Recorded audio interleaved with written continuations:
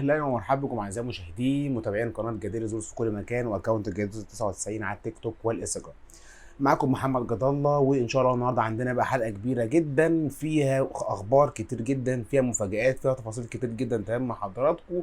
هنتكلم فيها طبعا بلا شك عن حوار امام عاشور والنادي الاهلي. هل خلص فعلا خلاص وقعد القعده ولا لسه في كلام؟ مصطفى فتحي واخر حواراته، حوار كهربا وتفاصيله مع الزمالك، عزل مرتضى منصور، كلام كتير جدا عندنا ان شاء الله النهارده في الحلقه. هنتكلم مع حضراتكم بشكل مفصل عن كل ما يخص الاخبار المصريه بشكل عام. فطبعا قبل اي حاجه ما تنسوش تدعمونا بلايك وسبسكرايب للقناه وتدعموا صفحتنا على البيج على الفيسبوك وتصلوا سوا سيدنا محمد في كل وقت وحين. فيلا بينا نبدا الحلقه، يلا بينا. طبعا قبل اي حاجه الناس كلها تعرف امام عاشور الدنيا ايه، نادي الاهلي، تفاصيل التعاقد، هل فعلا خلص مع الاهلي ولا لسه؟ البيراميدز، الزمالك، كل يقول لك 99.9، والكابتن شوبير يقول لك خلاص خلص، والكابتن كريم شحاته يقول لك قعدوا القعده. بصوا يا جماعه الموضوع كله بشكل عام. النادي الاهلي قعد القعده امبارح مع الكابتن امام عاشور في الساحل، كان حضور الكابتن وليد سليمان وبعض الشخصيات في النادي الاهلي وامير توفيق. اتفقوا على بنود العقد. حلو. وان بشكل كبير جدا الاهلي هيشتريه من ميتلاند ب 3 مليون ونص دولار. حلو. ومع عاشور هياخد بما يقرب توتال 30 مليون جنيه بالاعلانات بالراتب بتاعه بكل حاجه. حلو. والاهلي اتفق معاه على الرتوش الاخيره، ناقص بقى ان ميتلاند يعمل الموافقه والعرض يتقبل على كده والدنيا تمشي. ولكن في اخر لحظه ظهر الكابتن احمد حسام ميدو في اللقطه. الكلام ده النهارده طازه حالا. ايه اللي ظهر؟ ان الكابتن احمد حسام ميدو كان لامام عاشور وقال له حرفيا او ما يعني على ما اظن انت مش هتروح في الحته اللي في الزمالك او مش هتروح الاهلي. الكابتن احمد حسام ميدو قعد معاه واتكلم معاه، ما ينفعش يحصل كذا وكذا وكذا، واتدخل بشكل كبير. وفعلا الكابتن احمد حسام ميدو بدخوله في الصفقه قلب موازين الموضوع، وممكن امام عاشور ما يروحش الاهلي بعد ما كله ما قال.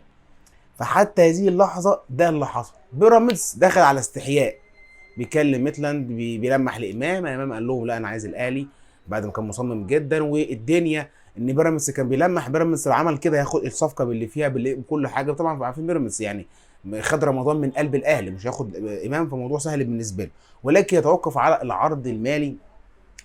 لسه الدنيا في بيراميدز يعني مش مهتمين قوي، قال لك ان موضوع مشكله الاهلي والزمالك مش هتدخل نفسنا طرف فيه. ولكن دي الخلاصه اللي انا بقولها لك، ده الموضوع اللي حصل حتى الان، وان فعلا النادي الاهلي كان بقوه ولسه موضوع ما خلصش بشكل نهائي. واحد يقول طب يا عم جدير والزمالك فين في الموضوع؟ الزمالك لا حول له ولا قوه، مفيش فلوس. الزمالك قال لك لو هنرجعه بصوره اعاره، مش هنقدر نجيب بيع نهائي. ويبقى الوضع في الزمالك صعب، ان تخبط اداري. ولسه هاجي لكم على موضوع مرتضى ان في عزل للنادي، والدنيا في الزمالك مش افضل حاجه في الناحيه الماليه. وكمان ان الزمالك اصلا اللعيبه لسه ما خلص الرواتب بشكل كامل، الرواتب والصفقات صعبه شويه لان المقابل المادي لسه تقيل على الزمالك. فهنشوف ايه اللي هيحصل الفتره الجايه فعلا بشكل كبير، وهل فعلا الزمالك هيبقى ليه دور ولا الموضوع يقفل على كده. ده بالنسبه لحوار امام وتفاصيل والقعده مع امير وكل ما يتعلق بالموضوع من التوفيق. مش مرتضى. طب واحد يقول لي انت يعني وجهه نظرك جديده، امام هيفيد الاهلي؟ هيفيد الاهلي فنان. امام مهم جدا. امام يا جماعه في ميزه، بيدافع وبيهاجم وبيشوط، جوكر، بيلعب يمين وشمال وجناح وصانع لعب وديفندر وهاف ديفندر ورقم 8. امام بيلعب في كل حته. فجوكر جوكر هيفيد الاهلي، هيفيد الاهلي بشكل كبير جدا جدا بلا منازع، ما اضحكش عليكم. ولكن هيبقى بقى ان الصفقه هتتم ولا لا، ده اللي هنشوفه، وده انا قلت لكم بالتفصيل حتى الان. ده بالنسبه لحوار امام عاشور دنيته. نخش على حوار تاني برضه يعمل صفقه وقلبان، حوار مصطفى فتحي. يا جماعه مصطفى ايه راح الاهلي خلاص؟ وايه حكايه الاهلي يا جماعه؟ في ايه؟ مصطفى فتحي الموضوع بشكل مختصر ومفيد ان هو بيراميدز ما فعلش بند الشراء. واحد يقول لي يا عم هيفعلوه مش معاهم فلوس، اقول لك لا، في انت حاجه ما تعرفهاش هنا، ان البند الشراء علشان يتفعل لازم يكون من ناحيه التعاون مش من بيراميدز، والتعاون مش هيفعله، وبالتالي مصطفى هيرجع للتعاون مره ثانيه. يعني كده بيراميدز مش مصطفى مش هيشتريه.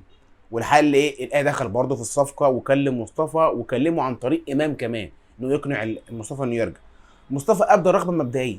يا نهار اسود ازاي؟ ابدا الرغبه عادي جدا. ما يا جماعه دلوقتي توقع اي حاجه، ما توقعش كمان بكره ايه في الاهلي في التتش عادي جدا، الموضوع ما بقاش فيه انتماءات خلاص.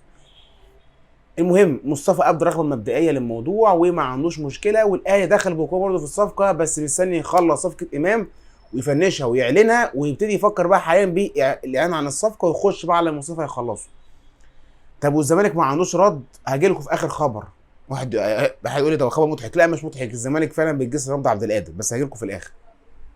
المهم، ده حوار مصطفى فتحي، والاهلي دخل بقوه في الجزئيه، بس مستني يخلص حوار امام عشان يتكلم معاه بشكل نهائي.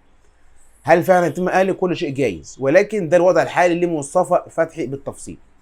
ده بالنسبه ايضا لقصه مصطفى فتحي وما يتعلق بحواراته وسيناريوهاته، بس لسه الموضوع ما سخنش عليه، عكس ما الدنيا سخنه قوي دلوقتي ومقلوبه على امام. نخش بقى على الطرف الثالث وهو عبد القادر وقفشه.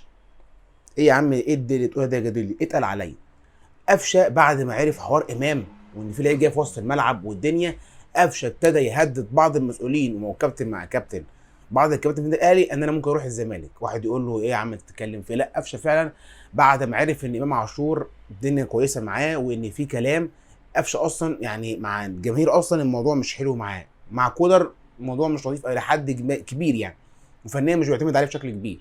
فقفشه ابتدى يجس رمضان، عرف يعني رد فعل النادي الاهلي، ما ادولوش اي ابداء راي او يعني ادوا اهميه في الحوار ده. ولكن قفشه وعبد القادر الموضوع بالنسبه له مربك شويه، والزمالك ابتدى يخش من الجزئيه دي. قال لك بقى طالما الاهلي عايز يضربني يضربني في مصطفى وفي امام، انا هحاول اضربهم في قفشه وعبد القادر.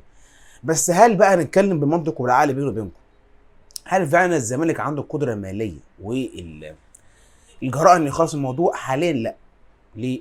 ايام عبد الله السعيد كان الزمالك عنده القدره الماليه والاستقرار وكان الدنيا كانت حلوه. دلوقتي لا، ما عندكش القدره الماليه تقدر فعلا تضاهي بيها الاهلي وتسد قدامهم في الصفقات، خصوصا لو تاخد حد منه.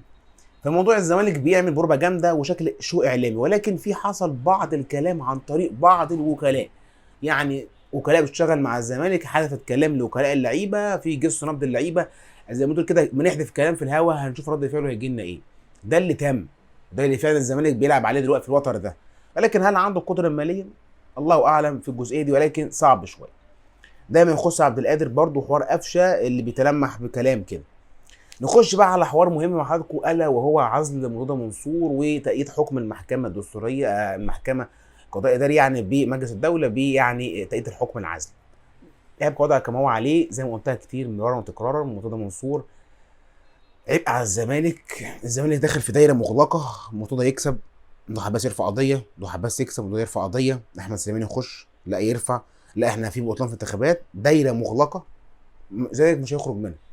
بعكس النادي الاهلي، حد بيكسب شكرا ليك، اشوفك بعد 4 سنين، كمل المسيره، نكسب وهكذا، في سطر ماشي عليه النادي. انما الزمالك في دايره، انت عامل تلف في دايره مش عارف تمشي على السطر ده، والتاني مش عارف تحقق الانجازات اللي بيحققها الاهلي. خلينا نتكلم بمنتهى الامان، الموضوع في الزمالك اداريا وحش جدا منذ التسعينات، يعني قبل ما انا اتولد اصلا، انا 99 انا تاريخ يعني اول التسعينات الزمالك في الادارات حدث ولا يعني عزل على لجان، على ناس يرفع قضايا على بعض، ناس يشتم بعض، شغلانه مش هتخلص.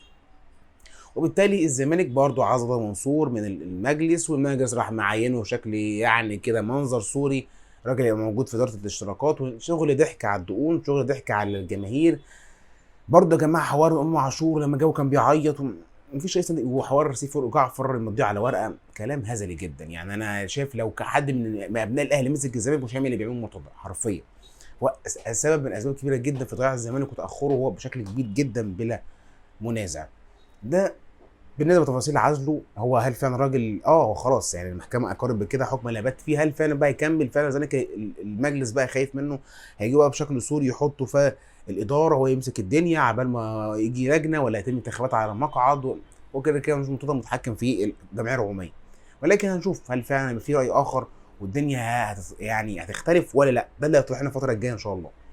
ولكن اتمنى ان الزمالك فعلا يكون في رئيس محترم هادي، عنده شغل فني كويس، نقي لعيبه كويسه، في لجنه فنيه محترمه، في شغل اداري مالي مؤسسي ماشي بنهج زي الاهلي كده. لكن الزمالك في حته في كوادر بتاعته في انحدار بشكل كبير. في كوادر كويسه زي كمال درويش، كابتن حسين لبيب، احمد سليمان كويسين، ولكن الوضع الحالي مش سامح لهم بالوجود يعني. نخش بقى على خبر اخير اللي هو حوار كهربا مع الزمالك. هو كلكم الحلقه كلها النهارده مفاجآت واخبار سخنه كده على السريع هتفيدكم يعني. كهربا والزمالك، كهربا حتى الان الفيفا منتظر رد كهربا على ان هو يقدم صوره بند العقد الرسمي او حاجه رسميه تفيد بتحويل المبلغ لنادي الزمالك. وفي حاله ان الكهرباء في اخر المده اللي هو الفيفا محددها له ان هو لو ما حددش هيتوقف 6 شهور كامله، وممكن بعد كده وقف لغايه ما يدفع، هيدفع يا هتوقف، يا تدفع يا توقف. فكهرباء دخل في حته مسدودات دفع الوقف. فكهرباء حتى الان جمع جزء من الفلوس وجمع جزء في رجال اعمال هتساعده، ونادي الاهلي انا ماليش دعوه، انت والله انت اللي خلصت حوارك مع الزمالك، وانت احنا كان اتفقنا انت خلاص حوارك مع الزمالك وتجي لنا نمضيك العقد. فالاهلي خلع ايده من كهرباء، والله ماليش دعوه، انت اللي مشيت من الزمالك وانت تتحمل مسؤوليه نفسك، احنا تعاقدنا معاك كل حاجه بالنسبه لنا احنا كصفقه قنبله، ولكن انت تحمل بقى تحمل عواقب اللي انت عملته.